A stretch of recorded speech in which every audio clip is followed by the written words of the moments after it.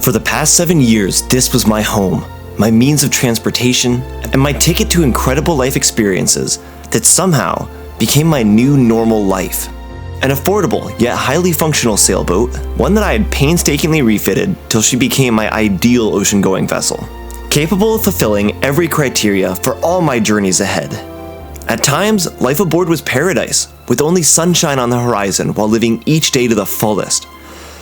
And others, a living hell with never-ending misery that made me question all my life decisions. This is a look back at 7 years aboard Adventureborne, the good with the bad, and how those times changed me forever.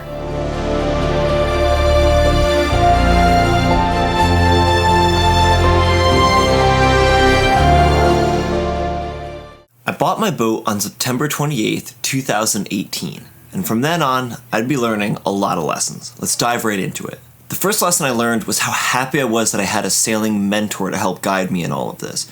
It was a complete whirlwind trying to buy the boat, and I ended up actually coming all the way back up the country to the very first boat that I saw. I had negotiated really hard with the selling broker, and that actually ended up being a big benefit to me, I found out later.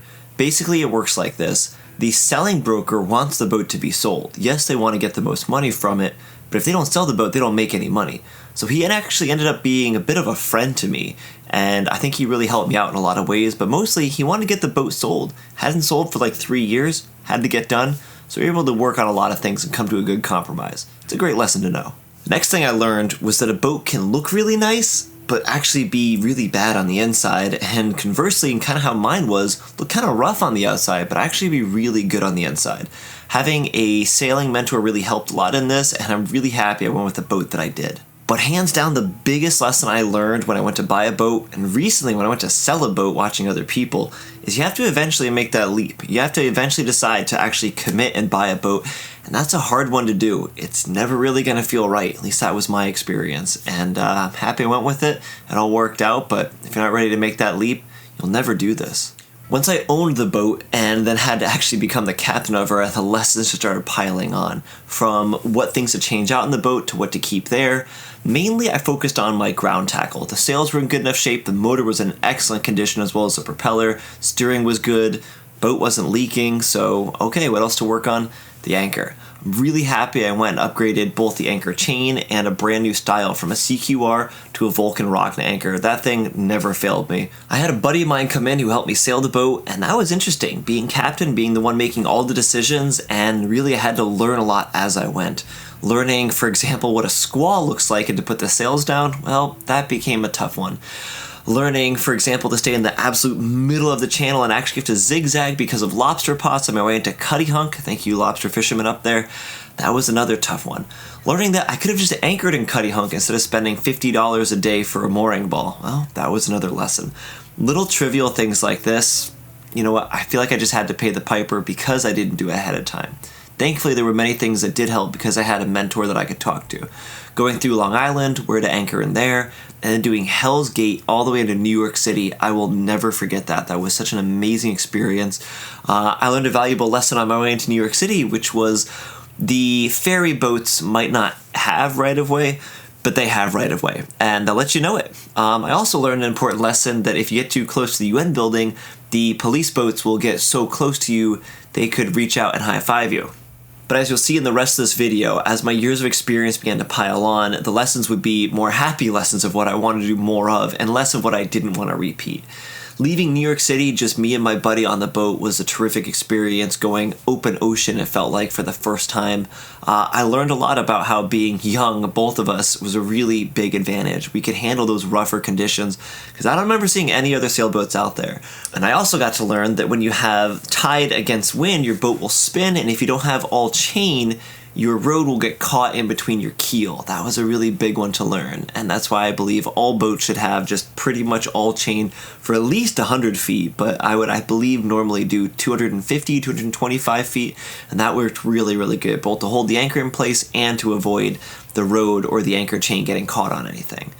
But all that being said, me and my buddy, we headed further down, and I learned a lesson that you don't want to do Cape Hatteras with a blown out cheek block, so I headed inside, beginning my journey on the intercoastal waterway, where I met my first cruiser friends. I learned so much from them, mainly that having a heater on your boat in the wintertime is a really good idea. Their boat was toasty warm, mine was frigid and cold. And I also learned that you can still heat up your boat if you use your engine plenty and just open up the engine room, put a fan on it, and blow all that engine heat all over the boat. It worked really good. It did keep us warm. But eventually I have to say goodbye to my friend and only crew member, and I would actually take the boat solo out of North Carolina heading south. I learned a lot on that trip. I learned to avoid frying pan shoal. I learned how gnarly some of the inlets can be if you time them wrong. I learned that you just need to be confident in yourself. In a lot of ways, I actually found soloing my boat to be easier sometimes than having crew, especially if it was an experienced crew. I would later find out how hard that can actually be. But when it was just me by myself, I knew that I didn't have to worry about anybody else. It was just whatever I could do, whatever I could come up with. I learned that when you go into a very small inlet and the dock hand at the dock says, quote, "Golly, that's a big boat," to your 38-foot sailboat, you're in the wrong spot. I've never seen a boat come in there because there was only, I think, 4 feet 6 inches of depth to my 4.5-foot draft. So yeah, I was scraping the bottom the whole entire way in and back out. But hey, I made it. So I learned, I guess, in that sometimes luck is on your side. Sailing further away, I would learn how much I hated hand steering as my autopilot crapped out on me and I had to hand steer, but that you can overcome it by balancing your sails, doing short stints, screaming out into the ocean, and then also just doing 50 miles a day or something like that, resting and then continuing on. Where I eventually did kind of, I'd say, my first major boat project, learning that you're not always going to have the right tools on hand and you got to do what you got to do. Trying to install an autopilot when you don't have the correct tools was very interesting, but a drill with enough bits will eventually make a hole or a cutout so you can install the new screen, and that's how I was able to complete that project, so a lot more lessons learned. Eventually, as I got further south, I'd take on more and more crew using my social media as a way to put myself out there, and I'll tell you what, taking on crew never ever ceased to be an interesting event. I had my next crew member, I think, seasick almost the entire time, so I soloed the boat for I don't know how many hours straight. Found out that my boat could sail really fast when it was a following sea and the wind on a broad reach, and found out how much I loved that, but how much I hated sailing in almost freezing cold conditions. I learned that sailing into Florida was amazing because the temperature hit 70 degrees. That same crew member who hadn't helped out at all before took the helm throughout the entire ICW for a substantial amount of hours, giving me a chance to rest, and how much I really got to appreciate that. Got to appreciate a hot shower as well, as I learned that, yeah, showering on a boat's not great, and mine was not well set up for it, but that's why you go to marinas once in a while. I personally wouldn't have at the time, but my crew member was great and paid for it, so I learned that some generosity can go both ways there, and it was a really good experience because of it.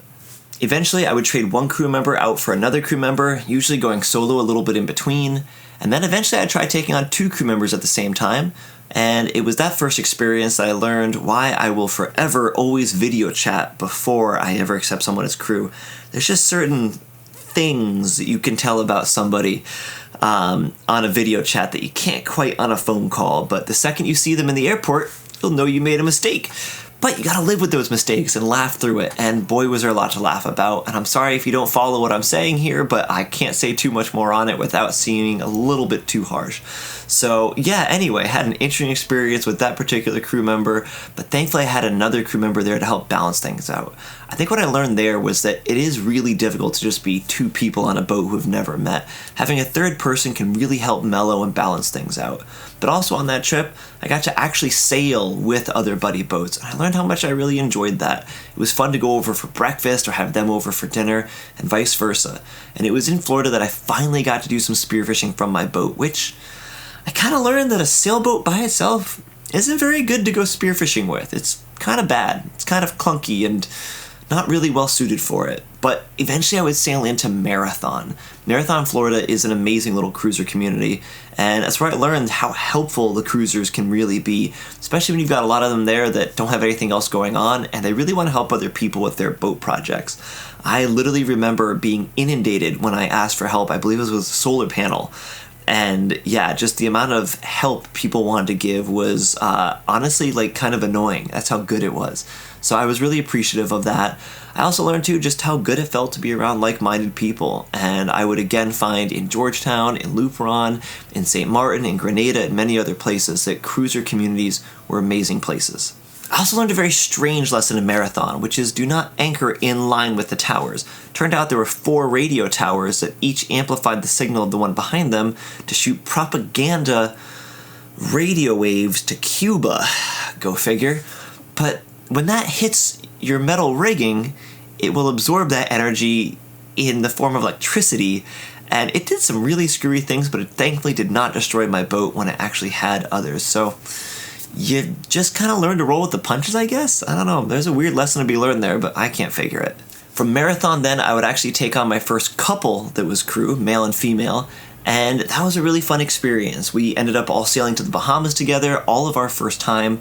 There was a love of the novelty of really not knowing what was there. We picked an easy place to check in, used the advice of a lot of other sailors, which really came in handy, and had a really, really good time because of that. I learned a lot of lessons in the first season in the Bahamas. I learned that taking on couple as crew members can be kind of tough because they inevitably fight much more than just 2 strangers would ever fight. So it wasn't something I was big on and something I would actually never again repeat. We'd all then sail throughout some more of the Bahamas where I'd finally get to do the spearfishing and freediving I had really wanted to do, catching big lobster, getting big fish. And I love this. I feel like I learned at that point that I was actually on the right track. This was really why I got a sailboat, was to go explore, go further, not just to sail, but to spearfish, to be in the water, to be like a fish. So I was really happy with how far away from civilization a sailboat could bring you. But unfortunately, my dinghy wasn't great at the time, so I'd later have to learn that getting a better dinghy makes a big difference. The first season in the Bahamas was a lot of tough lessons. I learned that tiger grouper is the fish you should most avoid in the Bahamas for its high likelihood of giving you ciguatera. I've done videos and podcasts on that, please check that out. But long story short, it's not good, and you want to avoid that if you can.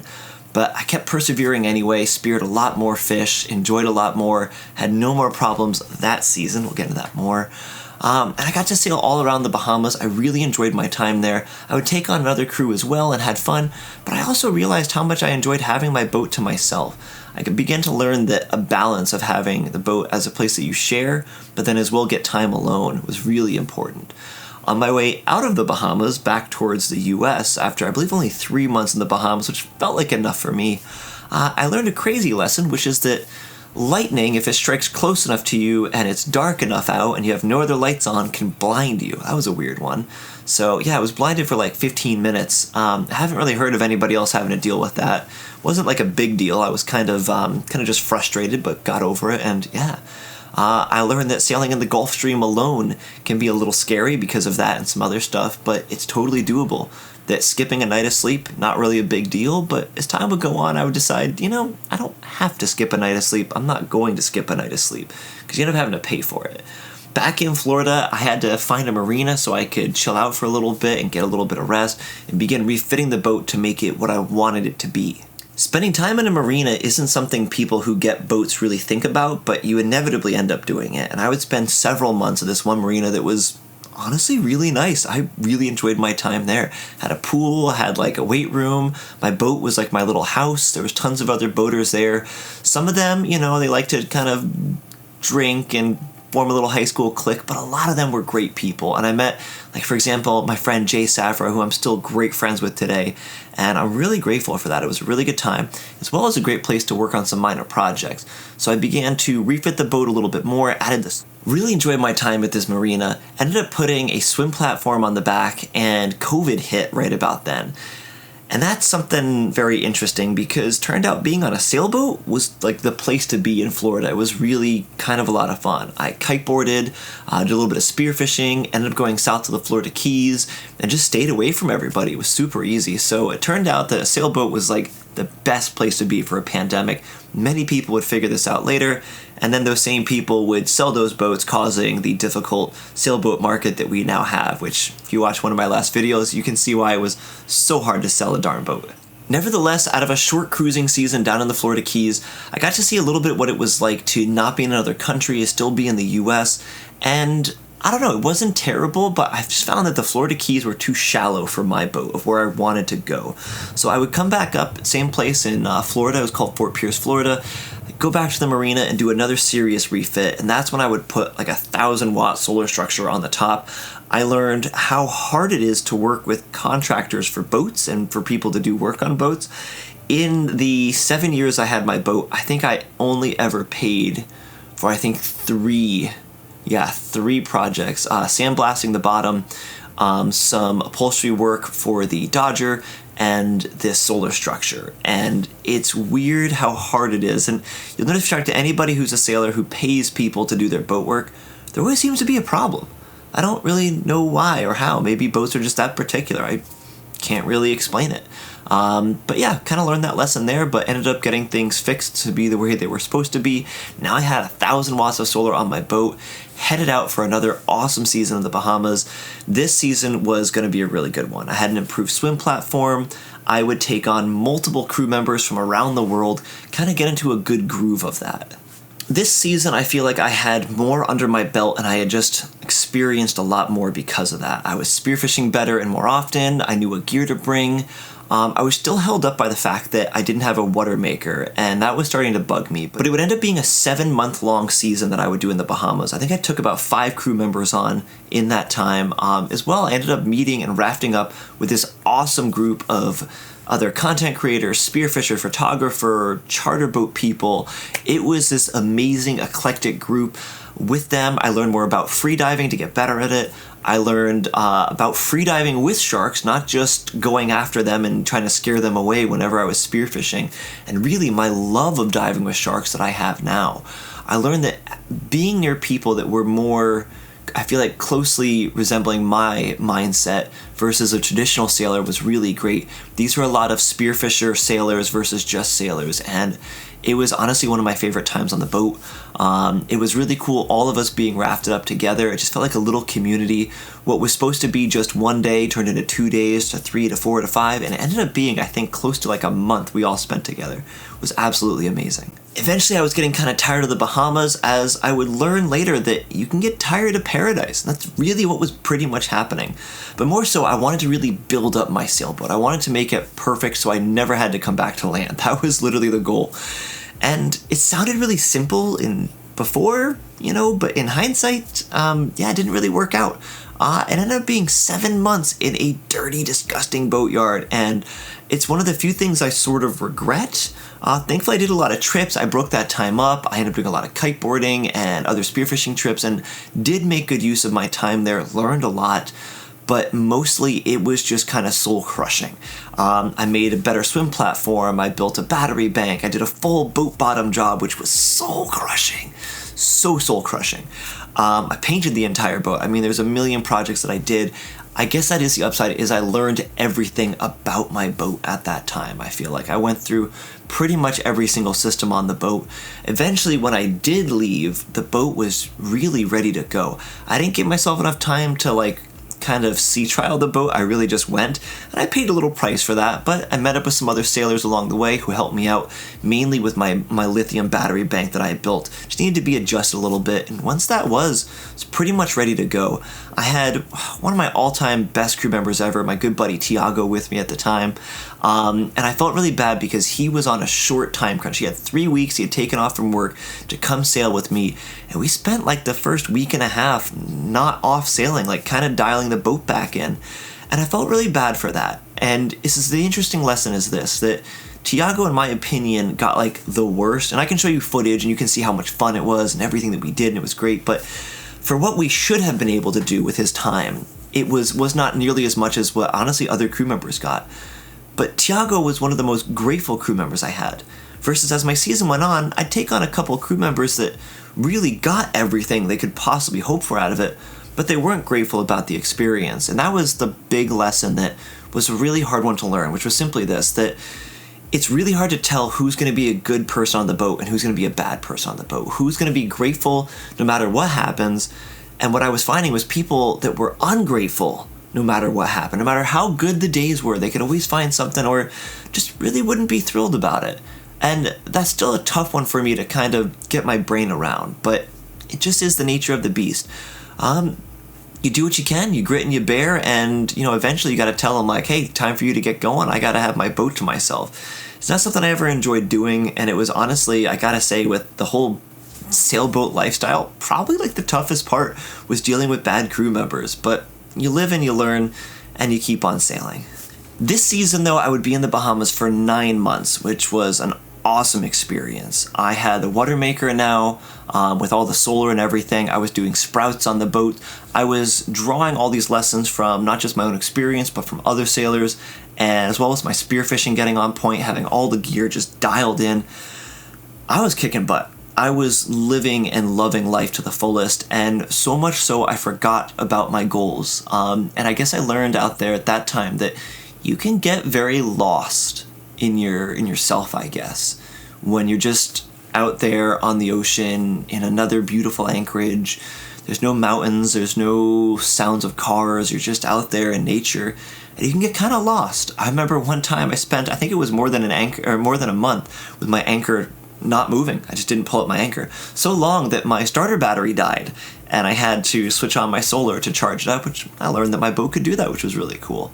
So yeah, I ended up finding that no matter what was happening, if you ever stopped learning, you would get smacked pretty hard. And I literally remember leaving that anchorage, and there was like a wall of water on the other side of that inlet that I had to go through. Some of my favorite footage, and that lesson, I guess, was check the inlet for rogue waves, because there was a hurricane a couple 100 miles off, even though it was dead flat calm where we were, and that ocean swell along with the outgoing current can make standing up like, I don't know, 6, 7, 8 foot waves.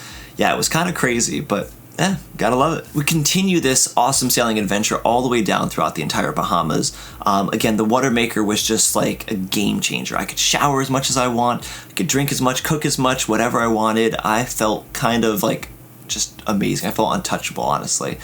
But yeah, then I ended up going down into the Dominican Republic. I learned how different the geography can be, how quickly it can be different.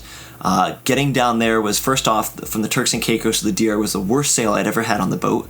I had to somehow relearn for the upteenth time that you do not try to be impatient with the weather. You go when the weather tells you can go, not when you decide you have to go, because I wanted to pick up my girlfriend in the DR at the time. Bad idea. Got absolutely smacked. But on the other side of that, in the morning, was like the tall mountains of the Dominican Republic. It looked like King Kong was going to come out of there, and that was a really cool experience. I really valued that. Going into there, I learned how different it is to check into different countries. I would later learn in the Caribbean how easy it can be, but the Dominican Republic, I think, has the record for me of being by far the most difficult country to check in, and kind of uselessly so. Like, just it seemed unnecessary. It was never like a big deal, but it was always kind of stressful, and it kind of took away from some of the fun of that.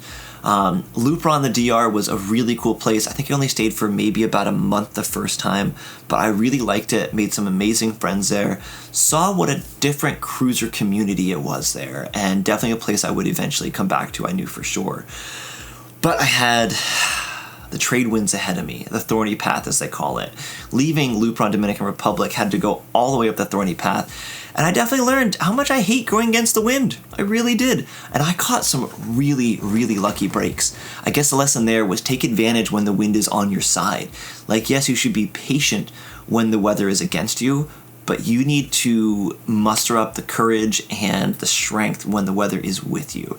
In this case, I had just sailed solo from Samaná in the Dominican Republic through the night, through the Mona Passage to Puerto Rico from Puerto Rico. Then, that very next day, I could see on the weather that there was 20 knots of wind that was supposed to be like out of the south, ended up being somehow out of the east. And it was genuinely, I think, the best sail of my life. Still to this day, it was just amazing. But eventually getting all the way up the Thorny path by just taking my time, picking between weather windows, motoring, whatever I had to do, to St. Martin. And St. Martin was a very unique place. Oh boy, St. Martin taught me a lot. St. Martin taught me that French-influenced countries have, like, by far the best food, better than the U.S. Coming from the Bahamas, which I love the Bahamas, but they just don't have good food there. That's just not what the Bahamas is about. A lot of the, for example, the Dominican Republic wasn't bad, but it wasn't like it was amazing. And a lot of the other like windward and leeward islands in the Caribbean, if they weren't French influenced, just the quality of the food was just not there.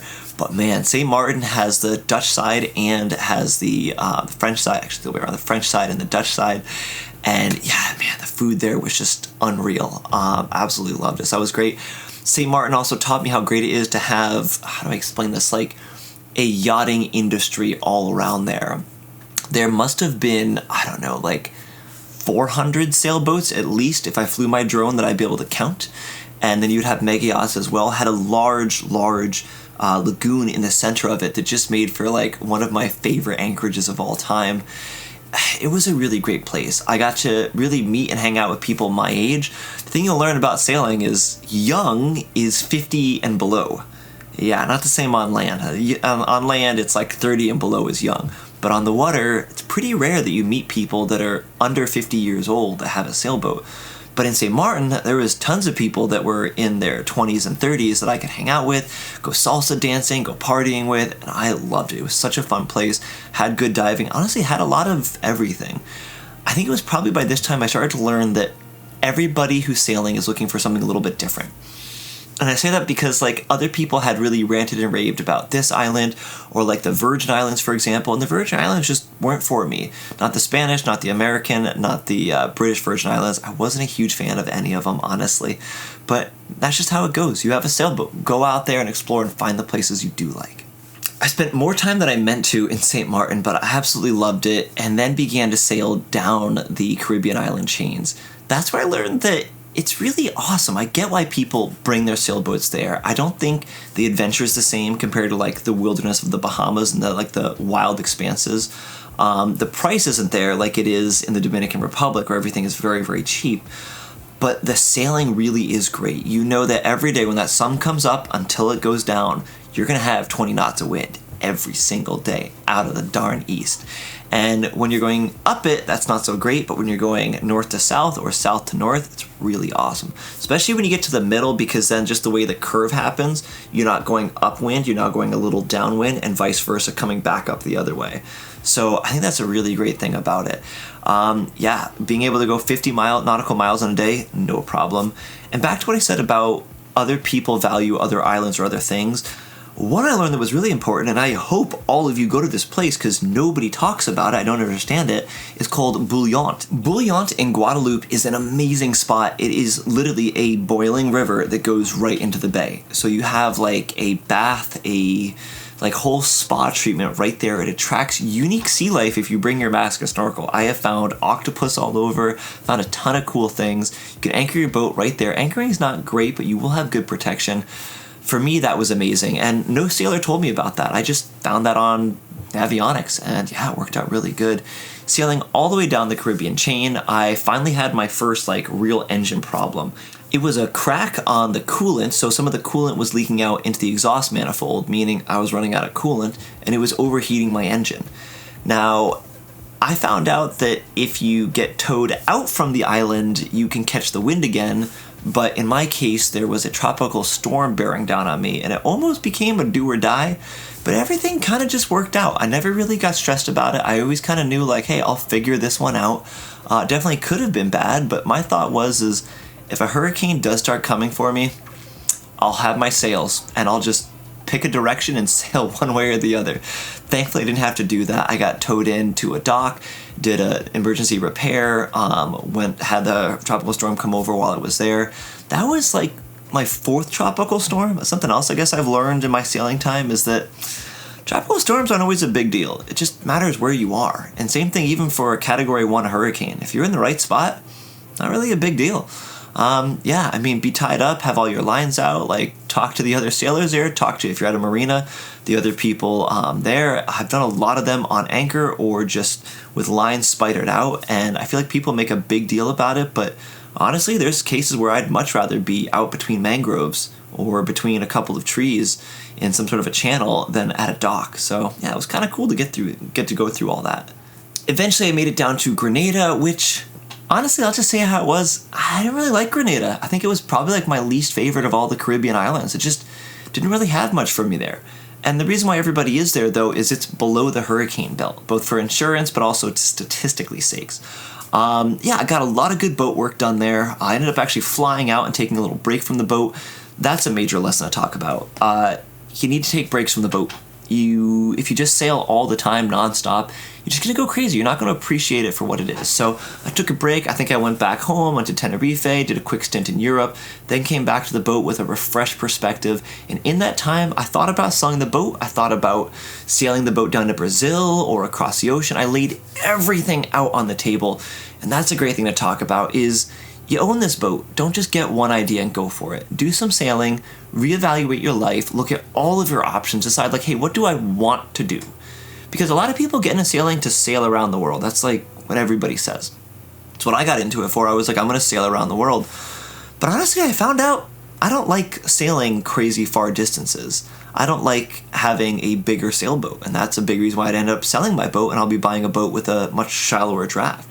I found out that I enjoyed different things and that I love sailing the most when I'm not doing it all the time, when it's not my every waking moment. I love to take breaks from it to get that renewed perspective. Some people are different, but I have noticed a trend where pretty much everybody who lives on a boat, and you can look at all the major YouTubers, Le Vagabond's a great example. You know, how often do you see content from them where they're not on their boat? You know, it feels like, just from what little I see, that they're on the boat half a year or so.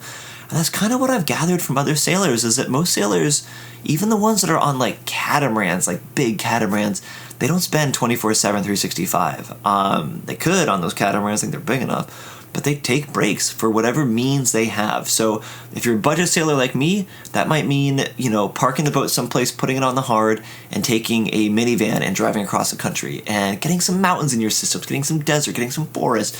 And then you'll start to feel, oh, I miss the ocean. Okay, let's go back to it. And I think that's where a lot of happiness is.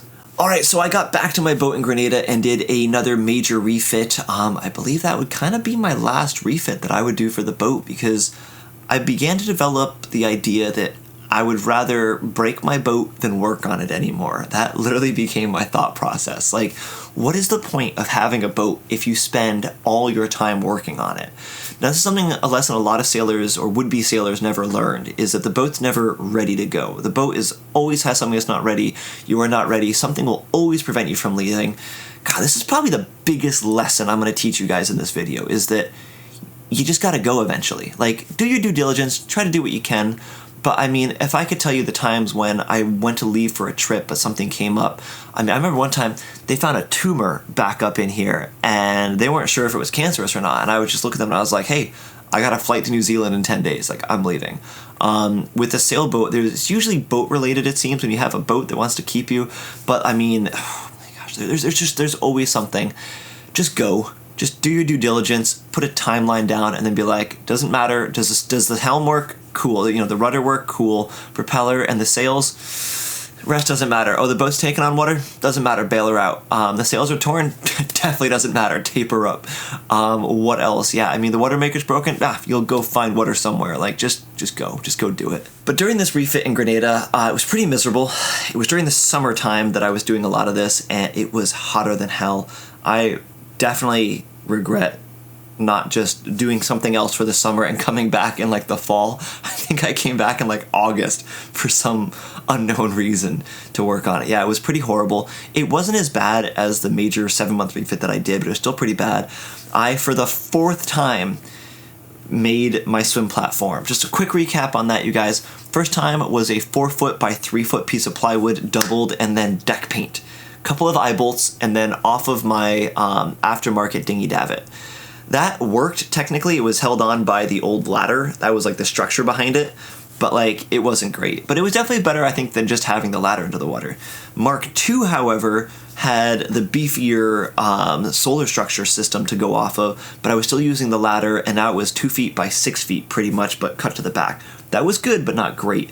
The next one I would do was at that 7-month refit. I built a boss on the back and that made a huge difference. That was all through bolted in, tons of fiberglass, epoxy, and everything else, and that was amazing. But I didn't seal it properly. I just did a coat of epoxy instead of fiberglass over the wood, and yeah, eventually that stuff comes up, and it did, and then the thing started just breaking apart. So this fourth one I did absolutely correctly. You can check on my channel about how I built all that.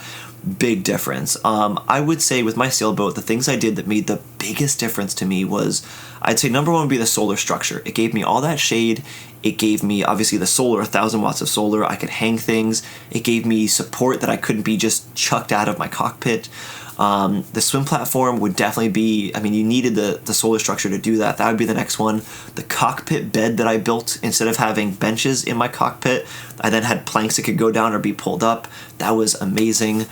Yoga mats with just some, like, I don't know, Pilates mats, 1-inch thick Pilates mats with fabric over them. That's how you make boat cushions. Don't buy them. That's like $1,000. I did it for like $100. It was great. Making a true like laptop station, a spot to be on your computer instead of, nobody does navigation stations anymore. We don't have to do pen and paper. We're all doing it electronically. Yes, sure, have your backups. Good luck with that. I couldn't do that anymore. I just went all digital and I had no regrets.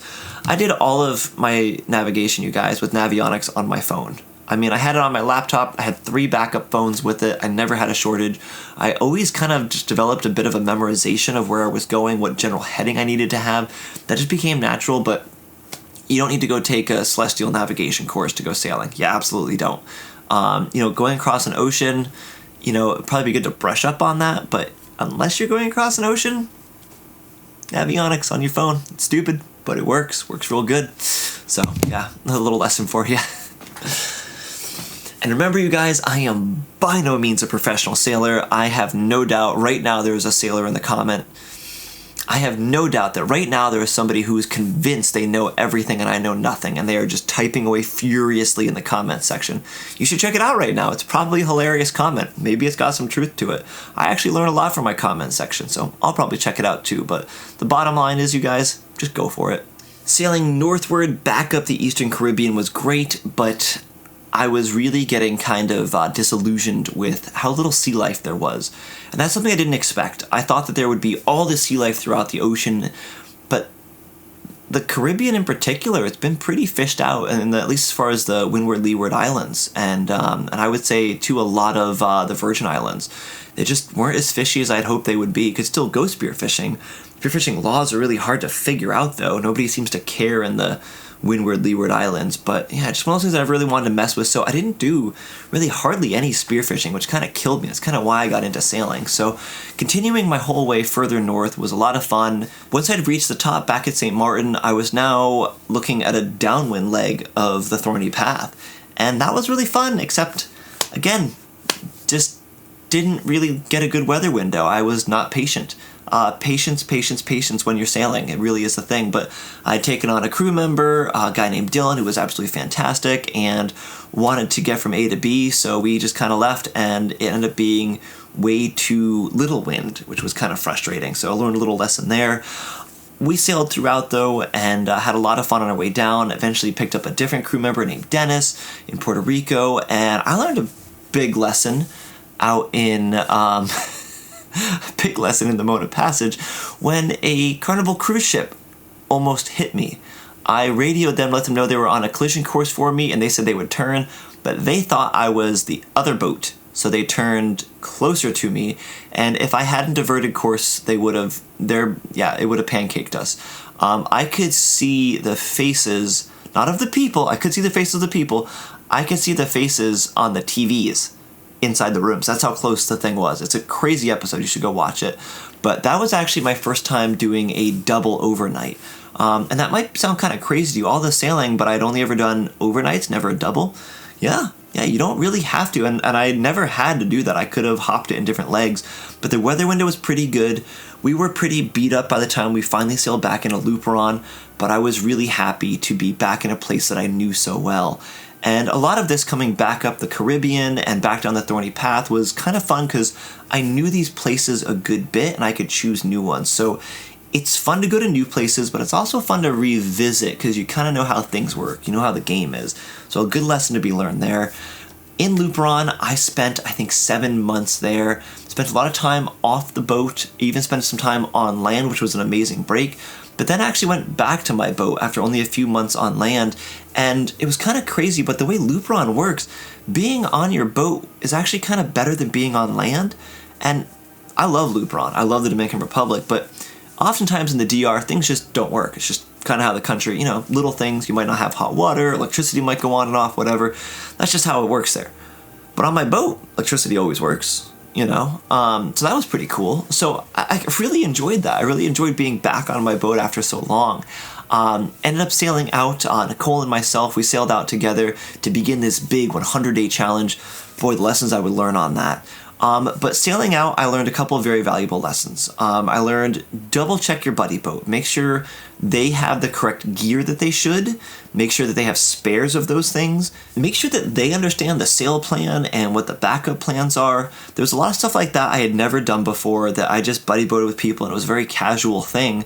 But when things went wrong, it seems they went predictably wrong. Very easily could these things have been prevented. And it nearly could have been an absolute disaster. So there's definitely a lot of lessons learned there on that one. If you have one of those Garmin InReach that's giving out your GPS, give that to your buddy boat. I would have loved to have had that for it. It would have saved me a lot of heartache.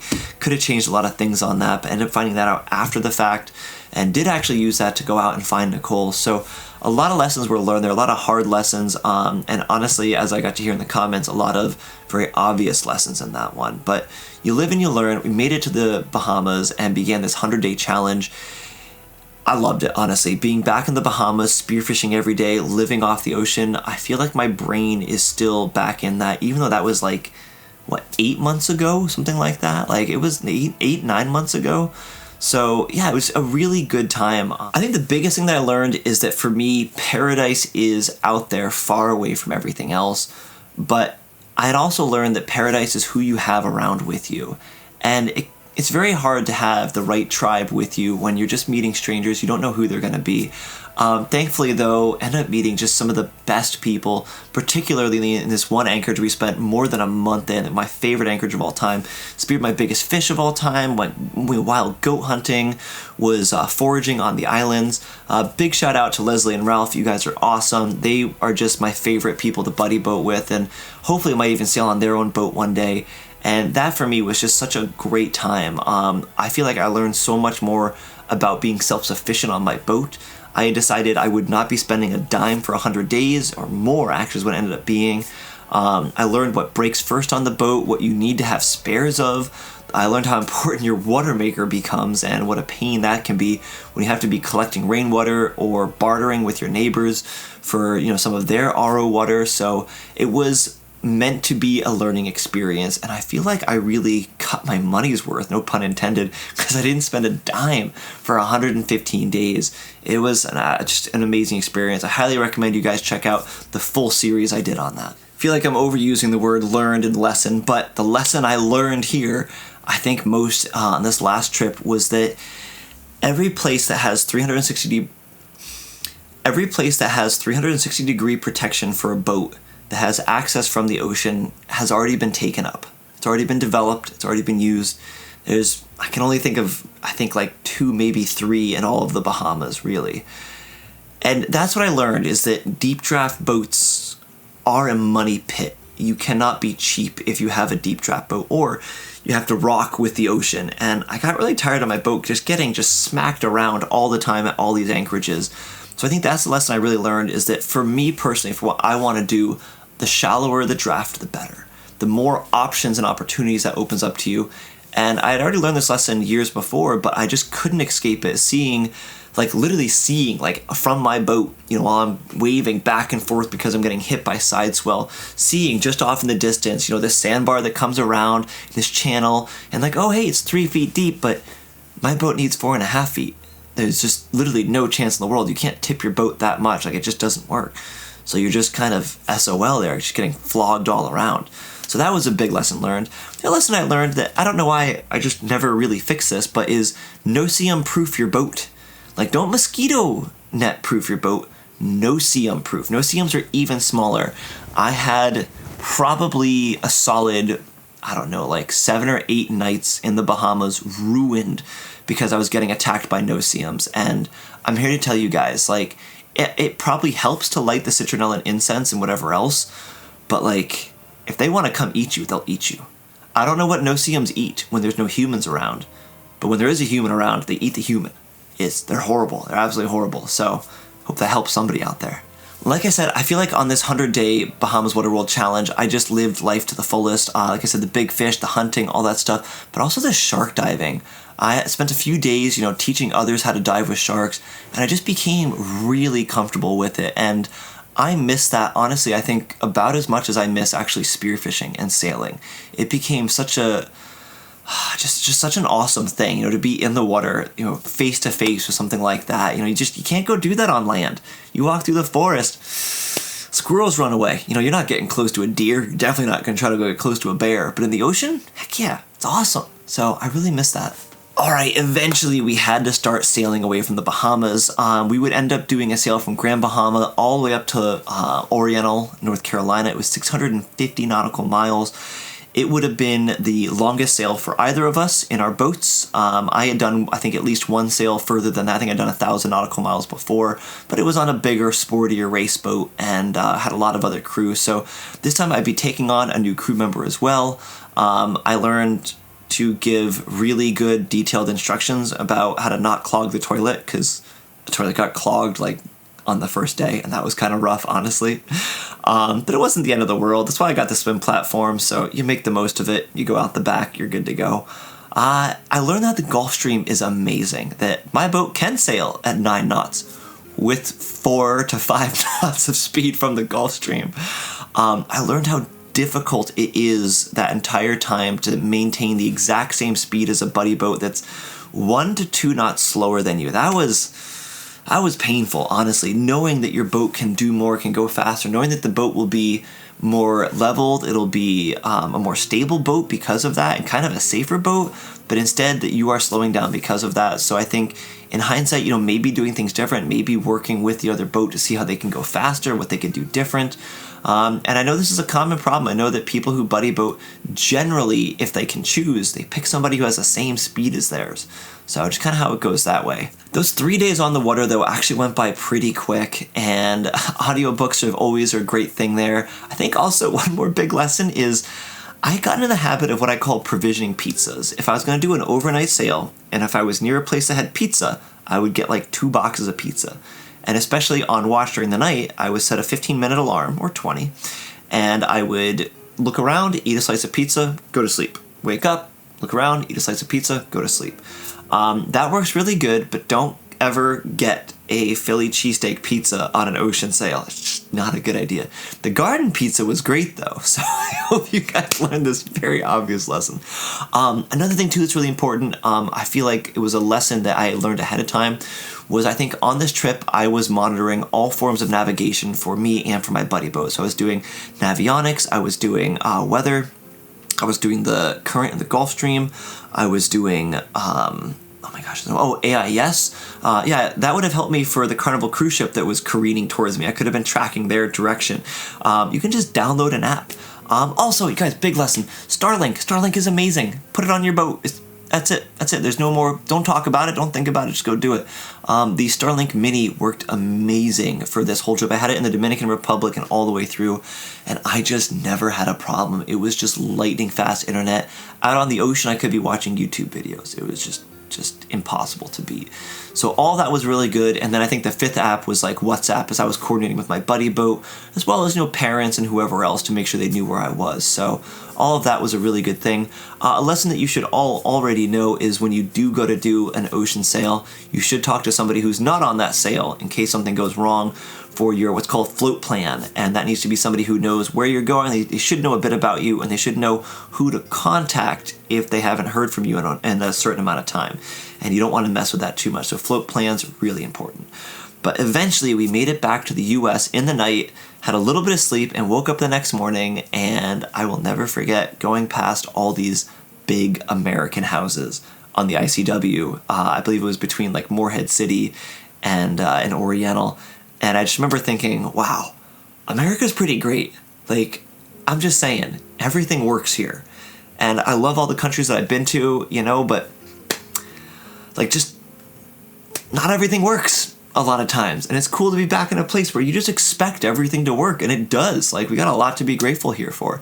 And yeah, so I think that was a really big lesson. But then I'd put my boat in a marina, and I think I'd only take it out 1 or 2 times, which I kind of learned then that, like, if you're gonna sell your boat, like, get started on it soon. Don't wait. Don't just slack off. I think I wasted a good 2 months. I could have been on the boat market sooner. And yeah, you guys can watch my whole video on what it's like to sell a boat. I have a lot of lessons I learned on that one. It was a pretty horrible experience, but as they like to say, the best day of a sailor's life is the day they buy a boat and the day they sell a boat. I don't agree with that. The best day of my boat, I think, might have been you know, spearing a 112-pound grouper or being rafted up with a bunch of other awesome buddy boats. Using the boat, I think, was the absolute best part. Alright, so that was a bit of a history and lessons along the way that I learned, but now that I've had time to step back, reflect, and think, here are the lessons that I learned in the end. And I'm just going to put these down through some categories. So, like, what were the lessons I learned about sailboats? There is no one perfect sailboat. The lesson here is that there's only the one that's best for you and your particulars. So know what you want to do with your boat. Do you want to go blue water? Do you want to go fast? Do you want to go cheap? Like, what do you want to do? My next boat, for example, is going to be a McGregor 26, probably M, I hope. And it's because I want to go in a weird way. I want to go on land sometimes. I want to go in shallower places. So know what it is you want out of a boat. Sailing. The lesson I learned on sailing is really simple. Sailing upwind is highly overrated. If you ever hear somebody say, oh, well, monohulls go to wind better, so what? So? That's like saying, like, oh, well, you know, it hurts more to hit yourself in the hand with a ball peen hammer versus like a carpenter's hammer. It's like, you don't want to go upwind. You want to go with the wind. So I think that that's like something that a lot of people get wrong. Be patient. Be patient with the weather. Find your weather window. If you can, put yourself in a place where the wind generally blows the direction that you want to go. I think a lot of other sailors figured this out a lot sooner than me, but I'm here now, aren't I? Weather. Yeah, nobody's ever going to have an accurate weather prediction. You can just count on that. No app is going to tell you what it's actually going to be. The trade winds are pretty darn consistent, but everything else, it's a real toss-up. I never really learned how to judge the weather just by looking at it for the next like 3 days. I don't know. I don't know if other people can do that, but I never learned how to do that. And it was never really a big deal because I always planned on the weather going to crap. If you plan on it doing that, when it does do it, you're totally good. There's one time where I got caught out in a 70-knot storm. Thankfully, I had put out 10-to-1 scope. Why? Because I always do that anytime I can, unless I'm in a really congested anchorage. So as far as weather goes, always plan for the worst, hope for the best. And funny enough, next one's anchoring. What I learned about anchoring, this is really the basis of sailboat life. You're not going to spend most of your time sailing. Like, if you actually like counted out how many days I went sailing versus on anchor, it's probably like, I don't know, 5% of my time. All the rest was spent on anchor, on a mooring, at a dock, on the hard.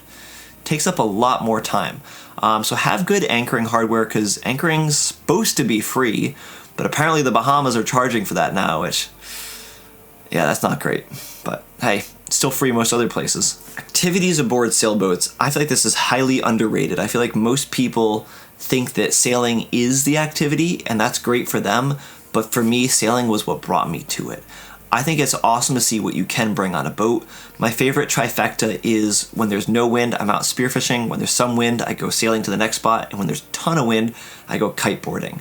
Subwing underwater, subnados to go even further underwater. I'd have a garden on the boat, hammocks to hang out, fire dancing just because, my climbing shoes, you know, practice knives for knife fight training. Like, you can do so much more on a boat than just sailing, especially because of like where you go. So I thought it was so great to be able to bring all my hobbies with me.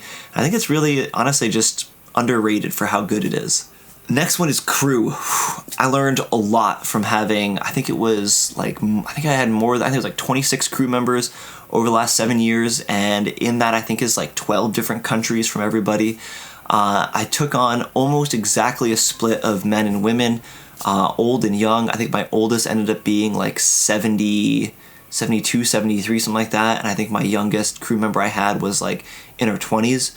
So like, out of all those people, what did I learn? I think I said it really well earlier, that some people will be happy no matter what, and some people will be unhappy no matter what. And for me personally, I kind of struggle with that because I really wanted, truly, everybody who was on my boat to have just the best time ever. But you can't always do that. Some people are just going to be a stick in the mud, and who knows what they got going on. I did find out, unfortunately, that all people will tell you they'll be the best crew member. They'll tell you that they'll sweep and that they'll do dishes and they'll do just like the simple tasks. But some people will literally do nothing. And that was absolutely wild to see that like somebody was getting such an amazing experience for free basically, and they weren't even helping out. Like that was really tough. But that being said, some others wanted to help with every single project. They wanted to even, contribute if something broke. They wanted to buy and bring me gear that, I might need for it. So it just seemed really, really unbalanced. Towards the end, I feel like I got it down a little bit more. The best I can say, if you end up having a boat and you want to take on crew, is let them know that not every boat is right for every crew member, and not every crew member is right for every boat. I think letting them know, like, hey, if things don't work out, I'm just going to have to, have you move on. It's not a bad thing. It's just kind of the way it goes. Especially if you're just two people who have never met before on the same boat.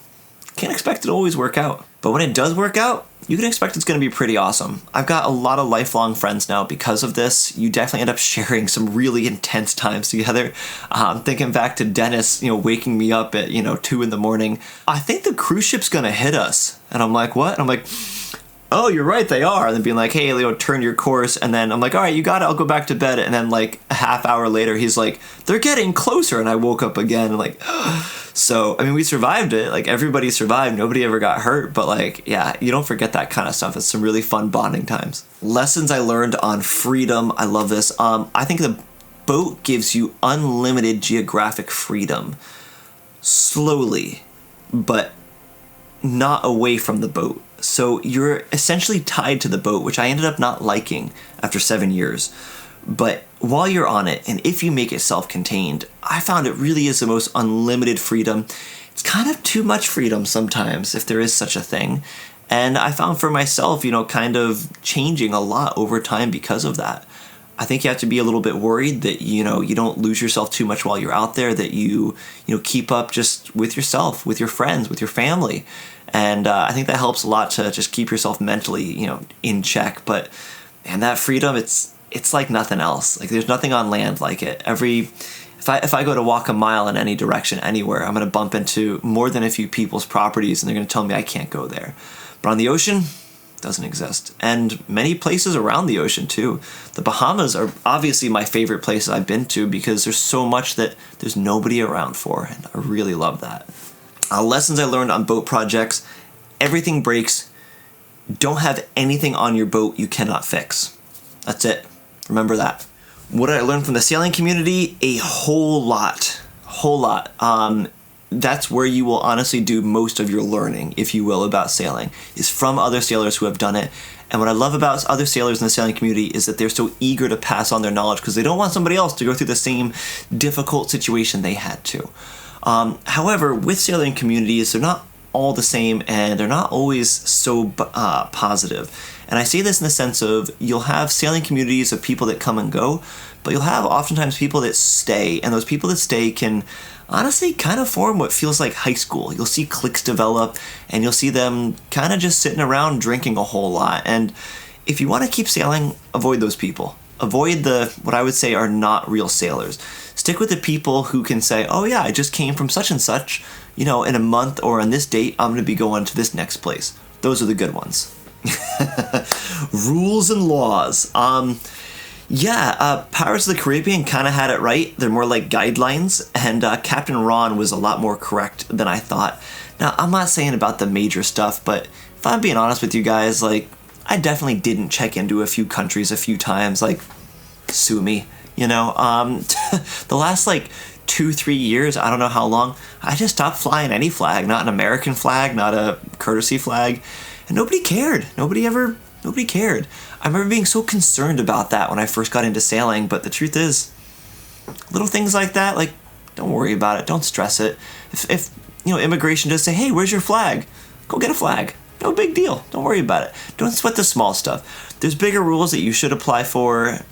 There's bigger rules that you should be, more concerned about. But for the most part, don't get bogged down by the nuances of it. I found that everybody out there was pretty lenient as long as you were intending on, doing things the right way. Time. Oh, I learned a really good lesson about this. I felt that on my boat out there, fully off-grid, time felt like 4 times that of normal time. Here's what I mean. One day on my boat, spearfishing, dealing with sharks, the waves, the winds, the no-see-ums, the boat rocking, like extreme new experiences, flying the drone, all of this stuff, it seemed to make your perception have to just focus in so much more. And when you're more focused, your time just doesn't go by as quick.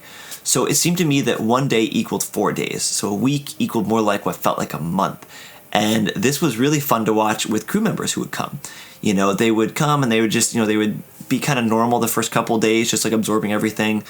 But normally when you travel like to a new country, the first couple of days are like that. They seem to take a bit longer because you're so focused on everything. But then that goes away and you find the normalcy to it.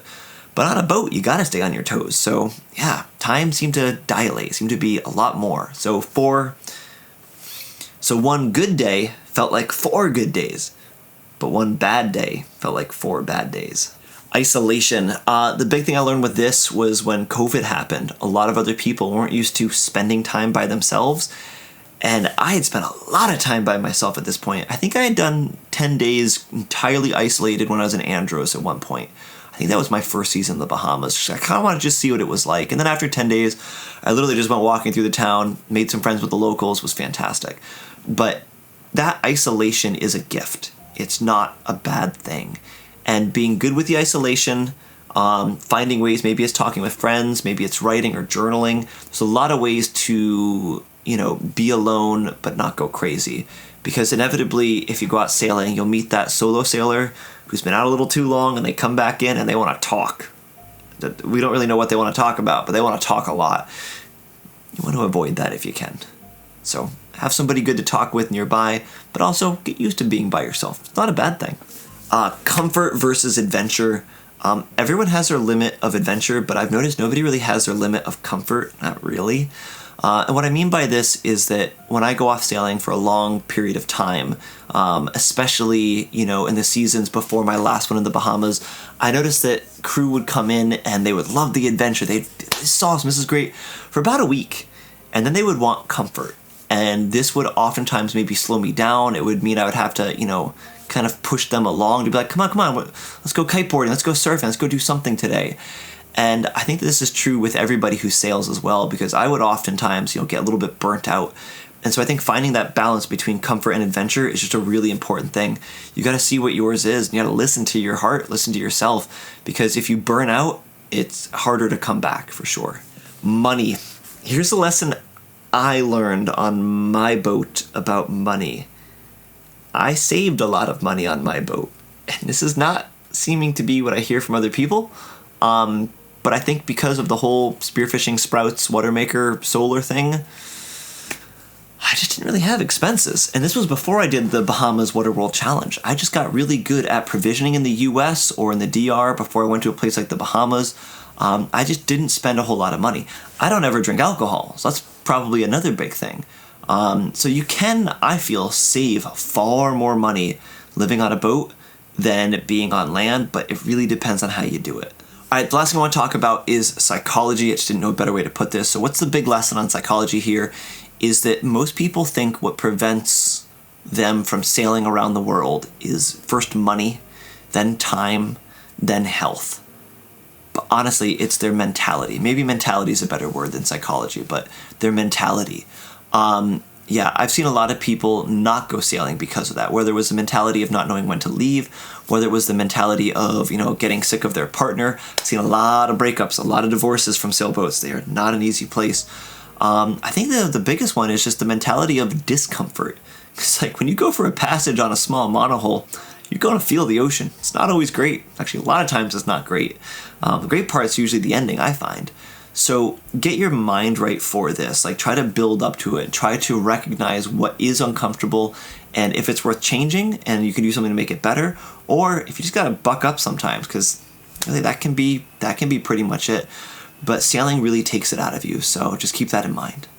Alright, that does it for me. I hope you guys enjoyed this video. This really was just all the lessons I had to give on life on a sailboat, sailing and adventuring around. I hope you guys get a chance to check out the rest of my channel. Check out some of the other videos on kiteboarding and spearfishing and all the other adventures to be done.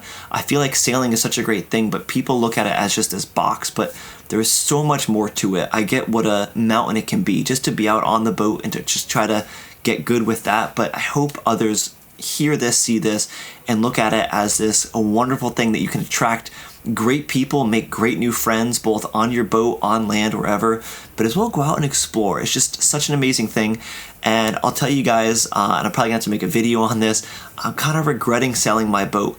Not selling my boat in particular, but just not being on a boat. This whole house thing still feels really strange to me, and I miss that adventure, that excitement that's out there. So do get out there, do enjoy yourself while you are, and I hope to see you guys one day out there on my next boat. Cheers. Alright, hold up. It is the morning after I filmed the bulk of the video you just saw there, and I had an epiphany. I realized that there's one lesson above all others that I learned in 7 years and 10,000 nautical miles on a boat, and it is simply this. A person can choose to be absolutely miserable and unhappy in paradise, in the best places possible. And likewise, a person can choose to be happy and loving life in the worst of storms and the worst of places. Happiness really is a choice. That's the lesson here. That's what it took me all this time on a sailboat to learn, that if you yourself don't bring your own internal happiness, no amount of sailing, boat, fun, sun, girls, cheeks in the sun is ever going to make you happy.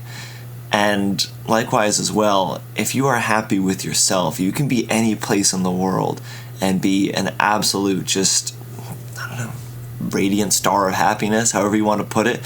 But it really is true, and I can speak a little bit for this on myself, but I can speak a lot from watching other people, both people that were unhappy and people that were happy. And I think that's a really powerful thing. I've seen people on tiny boats be just thrilled about life, and I've seen people on strange double-masted catamarans that had to cost $1 million that were really miserable. And so it just comes down to personal choice. You either choose to be happy or you don't. You can go do anything you want to in the world and you can have this with you, and I think it's really powerful. So just the idea that you really do choose to be happy or you choose to be unhappy. It's a stoic belief that you can't control outside events, but you can control how you react to them. Either with indifference when it's not going the way you want it to, and then happiness when you get a bit of a break. So that's the lesson, folks. Choose to be happy. Alright, take care.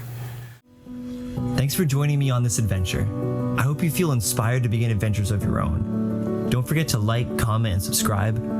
For an exclusive, in-depth look at this adventure lifestyle and to further support my channel, become a member of my Patreon crew. Link in the description. I'll see you on the next adventure.